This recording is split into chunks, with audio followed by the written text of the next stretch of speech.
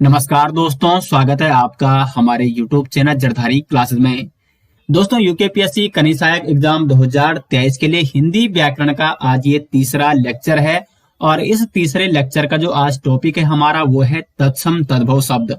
तत्सम तद्भव शब्द से बहुत ही महत्वपूर्ण प्रश्न पूछे जाते हैं। तो किस प्रकार आपको तत्सम शब्दों की पहचान करनी है, तद्भव शब्दों की पहचान करनी है, इसके मैं आपको इस वीडियो के माध्यम से एक शॉर्ट ट्रिक बताने वाला हूं जिससे आपको काफी हेल्प मिलेगी तत्सम शब्द और तद्भव शब्दों की पहचान में। तो शुरू करते हैं दोस्तों आज का लेक्चर, और इस लेक्चर के नोट्स आपको मिल जाएंगे वीडियो के डिस्क्रिप्शन में। तो करते हैं दोस्तों वीडियो को शुरू, और शुरुआत करते हैं तत्सम शब्द और तद्भव शब्द की आपको पहचान कैसे करनी है। पहले तत्सम शब्द होता क्या है। जो ये तत्सम शब्द है, तत्सम यानी उसके समान, किसके समान? संस्कृत के समान। तो संस्कृत के ऐसे शब्द, संस्कृत क्या है? मूल भाषा है। मैंने आपको पहले लेक्चर में कहा था कि हिंदी भाषा की जो जननी है वो है संस्कृत, अर्थात संस्कृत हमारी मूल भाषा है। सभी भाषाओं की जो उत्पत्ति मानी जाती है वो संस्कृत से मानी जाती है।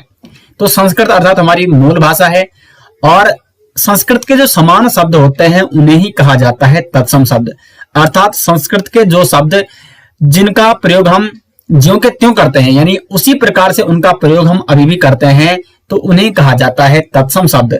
यानी तत्सम शब्द अर्थात ये कुल मिला के ये संस्कृत के शब्द हैं, जिस प्रकार ये संस्कृत में प्रयोग होते हैं और उसी प्रकार ये अभी भी प्रयोग होते हैं, तो उन्हें कहा जाता है तत्सम शब्द। लेकिन अगर ये तत्सम शब्द इनमें कुछ परिवर्तित करके हम सामान्य बोलचाली भाषा में या लिखने में उनका प्रयोग करते हैं, तो उन्हें क्या कहा जाता है? तद्भव शब्द कहा जाता है। अर्थात अगर मैं तद्भव शब्द की डेफिनेशन या परिभाषा की बात करूं, तो तद्भव की जो परिभाषा हो जाती है दोस्तों, वो हो जाती है कि मूल भाषा के ऐसे शब्द जिनके रूप में परिवर्तन हो गया है, यानी इनके रूप में परिवर्तन आ चुका है, या तत्सम शब्द जिनके रूप में परिवर्तन आ चुका है उन्हें कहा जाता है तद्भव शब्द। तो आप परिभाषा भी नोट कर सकते हैं। मूल भाषा के वह शब्द जो हिंदी में आते आते अपना रूप बदल लेते हैं उन्हें कहा जाता है तद्भव शब्द। जबकि ऐसे शब्द जो ज्यों के त्यों प्रयोग किए जाते हैं, ये संस्कृत के समान हैं, उन्हें कहा जाता है तत्सम शब्द। तो ये तो नॉर्मल परिभाषा थी, आप सभी जानते होंगे वैसे भी, लेकिन आपको समझाने के लिए मैंने आपको ये परिभाषा या डिफाइन यहाँ पे परिभाषित यहाँ पे कर लिया है। अब यहाँ पे हमने कुछ नियम यहाँ पे ला रखे हैं, जिसके माध्यम से आप यहाँ पे इन नियमों को अगर आप याद रखेंगे तो आपको बड़ा ही आसान हो जाएगा तत्सम शब्द पहचानना, तद्भव शब्द पहचानना, कौन सा शब्द तत्सम शब्द है और कौन सा शब्द तद्भव शब्द है। और जितनी ज्यादा दोस्तों आप प्रैक्टिस करोगे उतना आपके लिए काफी अच्छा रहेगा। और तत्सम शब्द और तद्भव शब्द के मतलब लगभग 100+ तत्सम शब्द और तद्भव शब्द जो कि बार बार एग्जाम में पूछे जाते हैं। इंपॉर्टेंट तत्सम और तद्भव शब्द हमारी जो ई बुक है या हिंदी कोर्स की जो कंप्लीट पीडीएफ हमारी वीडियो के डिस्क्रिप्शन में आपको लिंक मिल जाएगा, उससे आप वहां से डाउनलोड करें और उसमें आपको एमसीक्यू भी मिल जाएंगे प्रैक्टिस करने के लिए तत्सम तद्भव शब्दों के। तो शुरुआत करते हैं नियम 1 से। नियम 1 की अगर बात करें तो जो क्सा है, अब इसको क्सा पढ़ते, जैसे कक्षा, इसमें क्या पढ़ते हैं? क्सा। इस प्रकार से इसका उच्चारण आप कर सकते हैं। तो क्सा का प्रयोग प्राय तत्सम शब्द में होता है, वह तत्सम का तद्भव में परिवर्तित होने पर क्सा का खा और छा में इसको बदल जाता है। तो जैसे हम कक्षा इसको पढ़ते हैं तो इसका उच्चारण आप सभी जानते हैं किस प्रकार से आपको करना है। तो जो क्सा है इसको हम नॉर्मल छा भी कहते हैं सीधे कई बार, ठीक है। तो इसका प्रयोग जहां भी आपको ये शब्द दिखेगा वहां सामान्यतः क्या होगा, वो मतलब जिस शब्द में आपको ये वर्ण दिखेगा वो शब्द किस प्रकार का होगा, तो वो होगा दोस्तों तत्सम शब्द। लेकिन अगर इस तत्सम शब्द को जिसमें इसका प्रयोग हुआ है उसको अगर तद्भव में बदलना है तो इसका क्या हो जाएगा? या तो खा हो जाएगा या इसका हो जाएगा छा। समझ गया? अब देखो यहाँ पे उदाहरण से समझते हैं। ये सभी तत्सम शब्द है और ये है आपके तद्भव शब्द। जैसे अक्षी, तो इसमें जो एक छा है ये तो क्या है? तत्सम शब्द है, क्योंकि इसमें अक्ष आ गया, इसमें इसका प्रयोग है, अर्थात ये तत्सम शब्द है। क्षीर इसमें इसका प्रयोग है, ये तत्सम शब्द है। अक्षर ये आपको देखना है यानी तत्सम शब्द है। छुर ये आपको देखना है यानी इसमें तत्सम शब्द है। क्षेत्र ये इसमें प्रयोग हुआ है, ये वर्ण अर्थात ये भी तत्सम शब्द है। परीक्षा, कुक्षी, तीक्ष्ण ये सारे के सारे क्या है, तत्सम शब्द हैं। अगर ये तद्भव में इनका परिवर्तन इनका करना है तो तद्भव में ये किस प्रकार से प्रयोग में लाए जाते हैं, यहाँ पे बदल जाता है। जो अच्छा है ये खा और छा में बदल जाता है। तो देखो अक्षी और एक किस में बदल गया, इसका क्या हो गया, खा, यानी ये बदल गया है खा में, तो आंख हो गया। क्षीर का हो गया खीर, अक्षर का हो गया अक्षर, ये छा में बदल गया, या इसको आखर भी कहा जाता है। सुर का हो गया खुर, क्षेत्र का हो चुका है खेत, परीक्षा का हो चुका है, देखो ये छा में बदल चुका है। और उसी प्रकार से कुक्षी ये भी खा में बदल चुका है। तो कुल मिला के ये दो में बदलता है, मतलब इसका प्रयोग तो जिस शब्द में इसका प्रयोग होगा वो तत्सम शब्द है, लेकिन जिनमें खा और छा का प्रयोग होगा अर्थात वो कैसा शब्द है दोस्तों, वो है तद्भव शब्द, तद्भव शब्द। ठीक है, तो ये आपको विशेष तौर पर नोट करना है। कोख, तीखा, तो नियम वन आप समझ गए होंगे, इसका प्रयोग सदैव होगा तत्सम शब्द में। ठीक है, जबकि खा और छा का प्रयोग सदैव किसमें होगा, तद्भव शब्द में होगा। नियम वन बिल्कुल सिंपल तरीके से उदाहरण के माध्यम से मैंने आपको ये समझा दिया है। नियम टू की ओर बढ़ते हैं। वा का प्रयोग प्राय तत्सम में, जबकि तद्भव में वा का क्या हो जाता है, बा हो जाता है। तो जिन भी शब्दों में आपको वा दिखेगा वो सामान्यतः कुछ अपवाद हो सकते हैं, लेकिन मैक्सिमम सामान्यतः वो क्या होंगे, अधिकतम वो तत्सम शब्द ही होंगे जिनमें वा का प्रयोग होगा। देखो ये तत्सम शब्द, पूर्व, वन, विग्रह, वर यात्रा, विवाह, वर्षा, वक। ठीक है, अब देखो इनका तद्भव रूप कैसा होता है। तो पूर्व का जो तद्भव रूप है यानी जो इसका बदला हुआ रूप है, यहाँ पे वा का क्या हो जाता है, बा हो जाता है तद्भव में। यानी वा का प्रयोग अगर तद्भव में करोगे तो तद्भव में वा नहीं होगा, बल्कि वा का क्या हो जाता है, बा हो जाता है। वन हो गया वन। विग्रह का जो तद्भव रूप है वो है बिगाड़, बिगाड़ना। ठीक है, विग्रह मतलब किसी को विग्रहित करना, और अगर हम मतलब सामान्य हिंदी में हम प्रयोग इसका किस प्रकार से करते हैं, बिगाड़ना। वर यात्रा, शादी समारोह, और इसको सामान्य तद्भव में हम बारात बोलते हैं। ठीक है, वर यात्रा मतलब वर यात्रा कौन बोलते हैं, जो पंडित होते हैं, क्योंकि वो अक्सर संस्कृत शब्दों का प्रयोग करते हैं, लेकिन सामान्य आदमी क्या बोलता, सामान्यतः वो बारात ही कहता है। विवाह का ब्याह हो गया, वर्षा का हो गया बरसात, और वक का हो गया बगुला। तो देखो वा, यहाँ पे वा तो एक मतलब जिस शब्द में वा का प्रयोग हुआ है वो तत्सम शब्द है, और अगर उस शब्द का तद्भव रूप देखना है तो वा का क्या हो जाएगा, बा हो जाएगा। नियम दो था, वा का प्रयोग तत्सम में होता है, जबकि तद्भव में वा का बा हो जाता है। बढ़ते हैं तीसरे नियम की ओर। अब देखो यहाँ पे सा तीन प्रकार के होते हैं, तालव्य सा, मूर्धन्य सा और दंती सा। तो जो ये तालव्य सा है इसको बोलते हैं यारा लावा सा वाला जो सा है इसको बोलते हैं तालव्य सा, और ये जो षटकोण वाला सा है इसको कहते हैं दोस्तों मूर्धन्य सा। तो इन दोनों सा का प्रयोग प्राय किसमें होता है, तत्सम में होता है, तालव्य का भी और मूर्धन्य का भी। जबकि तद्भव में इस तालव्य सा का क्या हो जाता है दोस्तों, दंती सा हो जाता है। तो दंती सा आपको जहां भी दिखेगा वहां क्या होगा, तद्भव शब्द होगा। देखो यहाँ पे सत यानी 100, और इसको हम क्या बोलते हैं तद्भव रूप में 100 बोलते हैं। अब देखो सामान्य हिंदी में हम 100 बोलते हैं, हम आपने बहुत कम सत बोला होगा। ठीक है, तो कुल मिला के ये सत का परिवर्तित रूप है जिसको हम हिंदी में 100 कहते हैं, अर्थात ये तद्भव शब्द हो गया। और यहाँ पे देखो सा का प्रयोग, तालव्य सा का प्रयोग है तो ये तत्सम शब्द है। यहाँ पे भी तालव्य सा का प्रयोग है, यहाँ पे भी है, यहाँ पे भी है, यहाँ पे भी है, यहाँ पे मूर्धन्य का है, यहाँ पे तालव्य का है। तो ये सारे के सारे जैसे यहाँ पे लिखा गया है कि सा, तालव्य सा और मूर्धन्य सा का प्रयोग प्राय तत्सम शब्द में होगा।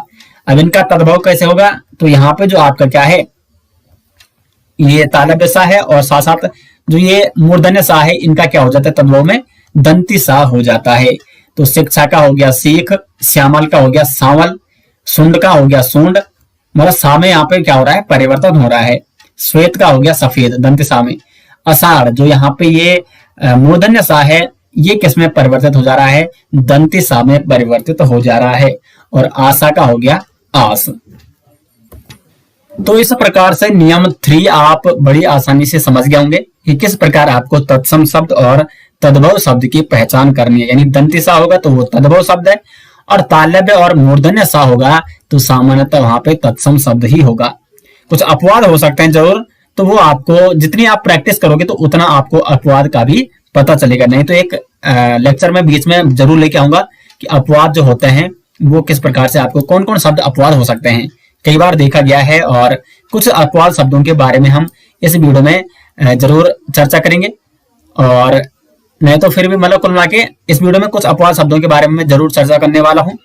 फिर भी नहीं तो अगर कुछ ज्यादा अपवाद शब्द अगर देखने को मिलेंगे तो आपके लिए एक नया लेक्चर लाया जाएगा। आप उसके बारे में कमेंट बॉक्स में जरूर बता सकते हैं। नहीं तो मैंने आपको पहले ही बता दिया है, जितनी ज्यादा दोस्तों आप प्रैक्टिस करोगे उतना ज्यादा आपके लिए फायदेमंद होने वाला है। आप अपवादों का भी जान सकेंगे, क्योंकि एग्जाम में अक्सर अपवाद जो होते हैं जिन पर ये नियम लागू नहीं होते हैं वो अक्सर एग्जाम में बन जाते हैं कई बार।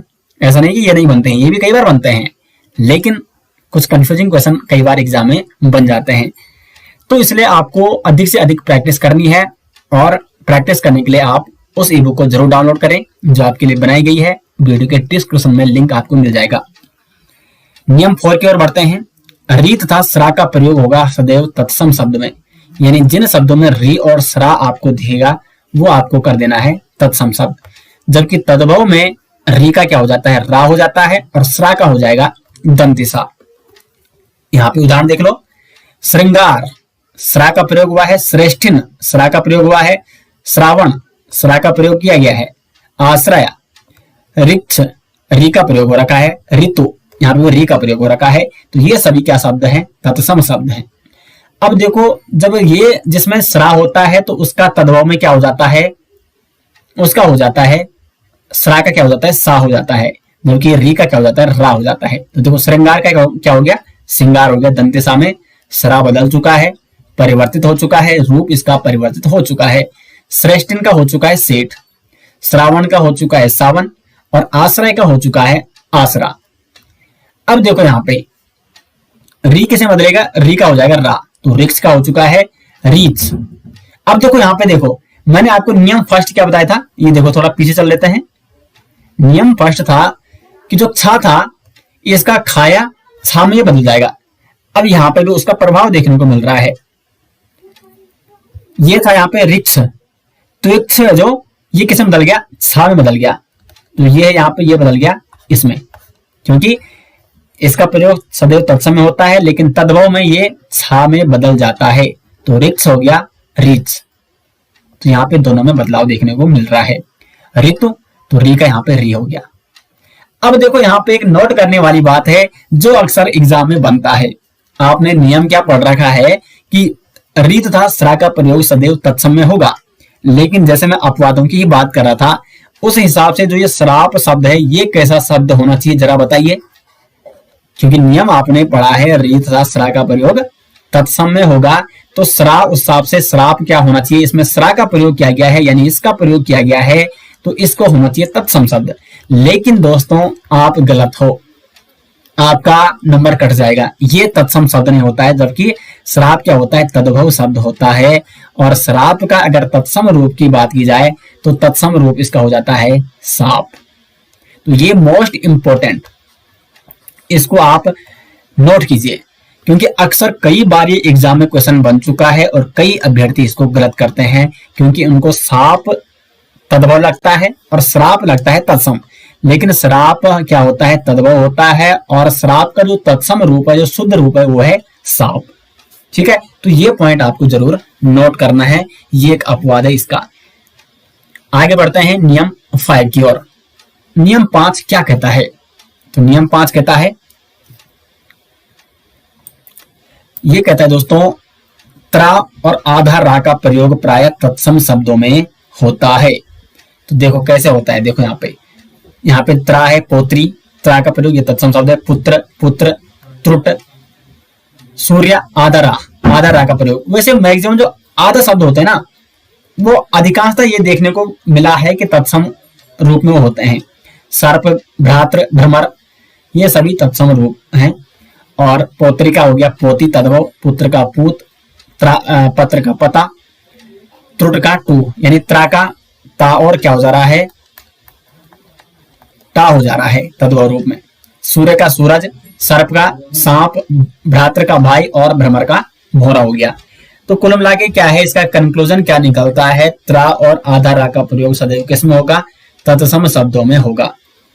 नियम 6 की ओर बढ़ते हैं। णा का प्रयोग प्राय तत्सम शब्दों में होगा और तद्भव में णा का क्या हो जाएगा, ना हो जाएगा। तो जिन शब्दों में भी आपको णा देखने को मिलेगा उनमें तत्सम शब्द होगा। गृहिणी, कोण, गुण, घृणा, चरण, चूर्ण, इन सब में क्या है दोस्तों, णा का प्रयोग किया गया है। और अगर इन शब्दों का तद्भव रूप देखा जाए तो णा की जगह आपको क्या कर देना है, ना कर देना है। तो घरनी, यहाँ पे णा की जगह ना आ गया, ये णी था तो नी हो गया। कौन, तो कौन आ गया। गुण, णा की जगह ना आ गया, गुण। घृणा का हो गया घिन, चरण का हो गया चरण और चूर्ण का हो गया चूरण। तो णा का प्रयोग भी किसमें होता है, तत्सम शब्दों में होता है और इसका तद्भव रूप यानी णा का क्या हो जाएगा, ना हो जाएगा। अब आगे बात करते हैं नियम 7 की। क्या कहता है कि जो अनुस्वर है ये आपका अनुस्वर है, ठीक है। अनुस्वर का प्रयोग सदैव किसमें होगा, तत्सम शब्दों में होगा। यानी जितने भी अनुस्वर शब्द होंगे यानी जिनमें एक बिंदु होता है, अनुस्वर, ये होता है ना अनुस्वर, ये क्या है, ये है अनुस्वर। तो अनुस्वर शब्द प्राय क्या होते हैं दोस्तों, तत्सम होते हैं। लेकिन जिनमें चंद्र बिंदु का प्रयोग होगा दोस्तों वो क्या होंगे, तद्भव होंगे। ये भी आपको ध्यान देना है। तो अनुस्वर होगा तत्सम और जिनमें चंद्र बिंदु का प्रयोग किया गया है, चंद्र बिंदु ये ना अर्ध चंद्र बिंदु, चंद्र बिंदु अर्ध चंद्र बिंदु, इसको कहते हैं आध चांद। तो इसे तद्भव मतलब वो शब्द क्या होगा, प्राय तद्भव शब्द होगा। देखो टंग, इसमें ये क्या है, अनुस्वर का इसमें प्रयोग किया गया है। ग्रंथि, टंक, उच्च। अब देखो इनका क्या होगा तद्भव रूप, टांगा, गांठ, टांका, ठीक है, ये इस प्रकार से होगा। और ऊंचा, तो इनमें अर्ध चंद्र बिंदु का प्रयोग किया गया था तो ये क्या है, तद्भव रूप है। और जिनमें अनुस्वर का प्रयोग किया गया है वो क्या है, तत्सम रूप है। तो ये तो हो गया यहाँ पे नियम 7।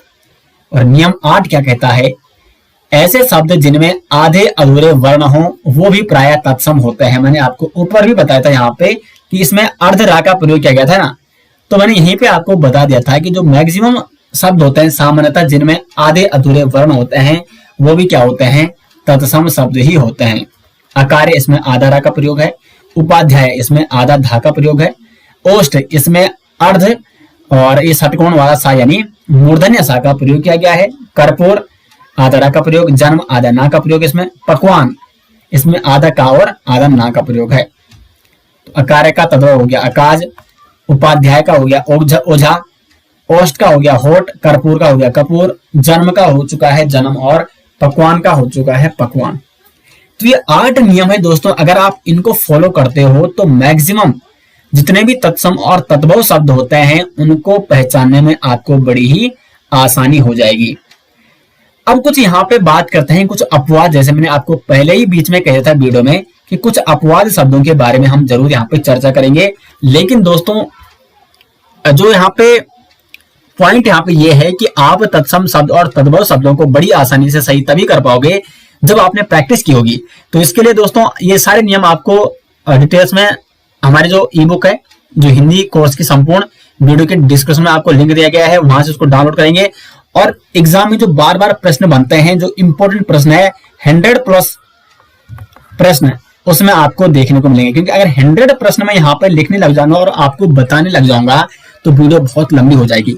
तो 100+ मोस्ट इंपोर्टेंट तत्सम शब्द और तद्भव शब्दों का एक वहां पे आपको पीडीएफ मिल जाएगा, लिंक मिल जाएगा आपको वीडियो के डिस्क्रिप्शन में, तो उसको आप जरूर डाउनलोड करें। और साथ साथ उसमें आपको तत्सम शब्द और तद्भव शब्दों के एमसीक्यू भी मिल जाएंगे जो कि काफी महत्वपूर्ण है। अब बात करते हैं कुछ अपवाद शब्दों की, तत्सम शब्द और तद्भव शब्दों के अपवाद। बात हम कर रहे हैं यहाँ पे अपवाद। देखो अपवाद में इनको क्यों कह रहा हूं, अपवाद ऐसा नहीं कि देखो अपवाद में इसलिए कह रहा हूं जिन पर, यहाँ पे मैं लिख के भी देता हूं, जिन पर ऊपर दिए गए नियम लागू नहीं होते हैं। क्योंकि अगर सभी शब्दों पर ऊपर दिए गए नियम लागू होते दोस्तों, तो तत्सम शब्द और तद्भव शब्द को पहचानना बड़ा ही आसान था। वो 8 नियम याद किए और सारे के सारे तत्सम शब्द और तद्भव शब्द संबंधी प्रश्न सारे के सारे हमारे क्या हो जाते, सही हो जाते। लेकिन कुछ ऐसे शब्द हैं जिन पर ऊपर दिए गए नियम लागू नहीं होते हैं, तो इसलिए उन शब्दों को मैं यहाँ पे लिख रहा हूं और वो आपको बड़ी ध्यान से नोट करने हैं। वैसे आपको हमारी जो इसके नोट्स हैं उसमें आपको मिल जाएंगे, लेकिन अगर आप नोट करना चाहते हैं यहीं पे तो आप इनको नोट कर सकते हैं। ये हो जाएगा तद्भव। तो देखो जैसे कंकन हो गया, कंकन, तो ये तत्सम शब्द है क्योंकि इसमें क्या है, का के ऊपर अनुस्वर का प्रयोग किया गया है। अब इसका जो तद्भव रूप है वो है कंगन। अब नियम क्या था, नियम था कि जिस शब्द के मतलब जिस शब्द में भी अनुस्वर का प्रयोग होगा वो सदैव तत्सम शब्द होगा। लेकिन यहाँ पे देखो ये तो ठीक है, इसमें अनुस्वर का प्रयोग है कंकन में का के ऊपर, तो ये तत्सम है। लेकिन कंगन में भी का के ऊपर क्या है, अनुस्वर का प्रयोग किया गया है। लेकिन ये कैसा है दोस्तों, ये है तद्भव शब्द। इसको भी वैसे नियम के अनुसार तत्सम होना चाहिए था, लेकिन देखो वो नियम ऐसे नहीं बना रखे, वो नियम आपको याद करने के लिए बना रखे हैं। लेकिन कई शब्द ऐसे हैं जिनमें वो लागू नहीं होंगे, तो इसलिए कंगन आपको ध्यान देना है, ये आपका तद्भव शब्द है। उसी प्रकार से कृष्ण, और इसका तद्भव रूप हो जाएगा कान्हा। तो देखो इसमें जो ये आपका मूर्धन्य सा है, ये क्या है, अर्ध शब्द है, मतलब अर्ध वर्ण, ठीक है, आधा वर्ण है। सा का प्रयोग आधा इसमें हो रखा है। तो जिन शब्दों में आधा वर्ण प्रयोग किया जाता है वो तत्सम होते हैं। लेकिन यहाँ पे देखो कान्हा में भी आधा शब्द है ना, सॉरी वर्ण, ठीक है, आधा वर्ण है ना। लेकिन यहाँ पे ये क्या है दोस्तों, ये तद्भव शब्द है। इसको वैसे तत्सम होना चाहिए था नियम के अनुसार, लेकिन यहाँ पे ये तद्भव रूप है कृष्ण का। उसी प्रकार से गजेंद्र, गजेंद्र, और ये हो जाता है आपका गजेंद्र का गयंद हो जाता है, और इसमें भी आधा ना का प्रयोग क्या क्या है, और ये भी तत्सम नहीं है बल्कि ये की तद्भव शब्द है। ये भी गयंद क्या है आपका तद्भव शब्द है, क्योंकि इस वैसे इसमें आधा ना का प्रयोग है, वैसे तो होना इसको तत्सम चाहिए था, लेकिन ये भी तद्भव हो जाता है, इसमें भी नियम लागू नहीं हो रहा है। उसी प्रकार से आगे अगर हम बात करें चंद्र, तो चंद्र में अनुस्वर है, ठीक है, कोई बात नहीं, ये तत्सम होगा। और इसमें आधा रा का चंद्र, आधा रा का भी प्रयोग किया गया है। लेकिन यहाँ पे देखो इसका जो तद्भव रूप है वो होगा चंदा, इसमें भी आधा ना का प्रयोग किया गया है, और ये आपका क्या है, तद्भव शब्द है। उसी प्रकार से अगर आगे हम बात करेंगे तो कुल मिला के मैक्सिमम शब्द यहीं पे जो ये आधा वर्ण वाला मतलब नियम है, मैक्सिमम जो अपवाद वो इसी के मिलते हैं। जैसे अगर हम बात करेंगे यहाँ पे अंत, और यहाँ पे हो जाएगा इसका तद्भव अंत, तो ये तो ठीक है, अंत इसमें अनुस्वर का प्रयोग है, यह तत्सम शब्द है। लेकिन यहाँ पे अंत मतलब जो अनुस्वर है वो ना में बदल जाता है, इसका अंत हो जाता है, आधा ना का इसमें प्रयोग किया गया है, और ये आपका क्या है, तद्भव रूपी शब्द है। तो इस प्रकार से बहुत सारे आपको अपवाद वहां पे मेंशन किए रहेंगे, वो आपको डिटेल्स में आपको मिल जाएंगे बहुत सारे अपवाद, और साथ ही साथ बहुत सारे प्रैक्टिस करने के लिए 100+ इंपॉर्टेंट तत्सम शब्द और तद्भव शब्द, और साथ ही साथ MCQ भी। तो उस PDF को आप जरूर डाउनलोड करें, लिंक आपको वीडियो के डिस्क्रिप्शन में मिल जाएगा। तो दोस्तों आज का जो टॉपिक था हमारा तत्सम शब्द और तद्भव शब्द, उम्मीद करते हैं बहुत अच्छी तरीके से आपको ये समझ में आ गया होगा, और काफी कुछ आपको यहाँ पे इन नियमों के माध्यम से सरलता हो जाएगी तत्सम शब्द और तद्भव शब्द को पहचानने में। तो उम्मीद करते हैं ये लेक्चर आपको काफी पसंद आया, और लेक्चर आपको कैसा लग रहा है, ये सीरीज आपको कैसी लग रही है, कमेंट बॉक्स में जरूर बताएं। मिलते हैं दोस्तों नेक्स्ट लेक्चर के साथ, तब तक के लिए धन्यवाद।